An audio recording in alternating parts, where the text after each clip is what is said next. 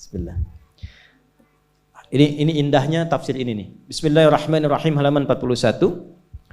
Nomor 32.202. Ini Masya Allah, riwayatnya dinomorin nih. Ya, sampai puluhan ribu riwayat untuk menafsirkan ayat. Qala al-muallif rahimahullahu taala haddatsana Ibnu Abdul A'la qala haddatsana Ibnu Thawr an Ma'mar an Qatadah mithlahu wa qawluhu yauma tarjuf rajifah. Adapun yang dimaksud dengan firman Allah yauma tarjuf rajifah, yaqulu ta'ala dzikruhu yauma tarjuful ardu wal jibalu, Al-Muzammil ayat 14. Ini yang saya maksud tafsir Quran bil Quran. Jadi kalau Bapak Ibu temukan ayat ke-6 di An-Nazi'at, itu bukan berdiri sendiri. Masih ingat rumusnya, rumus tafsir? Masih ingat? 500 ribu? 1 juta? Serius? 5 juta? 10 juta?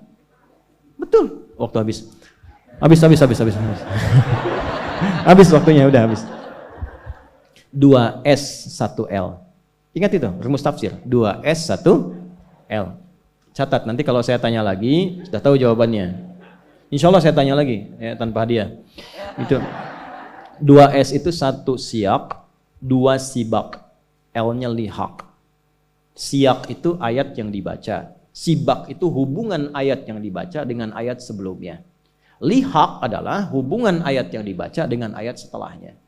Jadi jadi penafsir itu tidak main-main.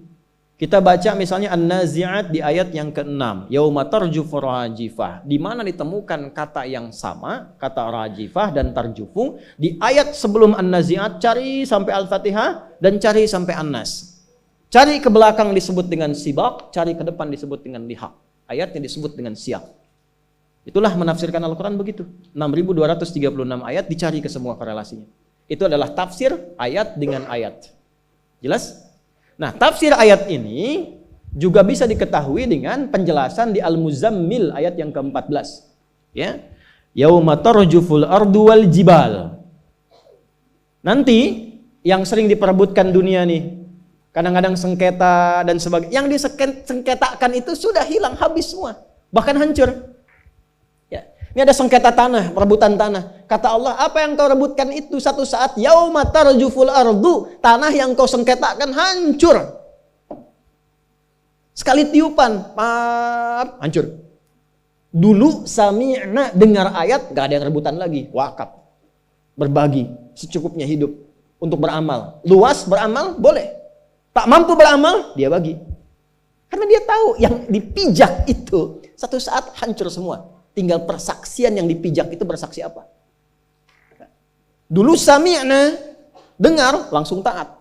Sekarang, yauma tarjufu, begitu kemudian, maaf ya, ditiupkan sasakala. Sekarang pembuktian, sekarang kekinian, NASA kan sudah menemukan semacam trompet yang pernah saya gambarkan dulu kan. Semacam trompet sasakala itu. Dan kita kan ada di ruang itu. Begitu suara keluar dari sifat yang seperti trompet itu, boom, hancur semua.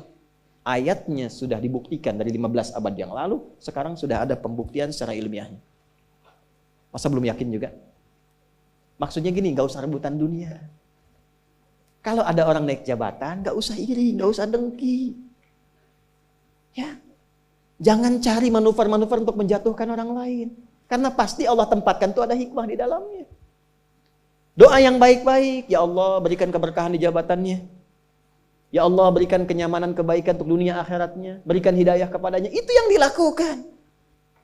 Ya Allah gak pantas dia ada di situ. Jatuhkan dia besok, ya Allah. Doa apa? Gak boleh. Gak boleh. Doakan. Doakan. Karena pasti ada hikmah. Ada orang kaya, doakan. Doakan. Nanti dengan doa itu kembali ke kita keberkahannya. Kalau dipandang kita mampu mengolah harta, nanti datang. Nggak percaya silahkan, datang tiba-tiba tawaran, pekerjaan apa. Demi Allah saya katakan, jaga. Allahu Akbar, hati itu jaga betul. Yang baik-baik aja. Nanti lebih tenang hidupnya begitu. Lebih tenang. Yang bahaya itu yang nggak tenang, kaya nggak tenang, itu semua dikerjakan. Maksiat dikerjakan, minum dikerjakan, narkoba dilakukan. Karena nggak tenang hatinya Pak. Dan nggak berkah itu. Jadi yang banyak pun karena nggak berkah, rasanya nggak ada. Capek sendiri, kerja lagi, cari lagi, pikirin lagi. Gak sempat sholat, gak sempat baca Quran. Yang paling parah, harta yang dihasilkan, dia bahkan tidak menikmati. Itu yang paling bahaya.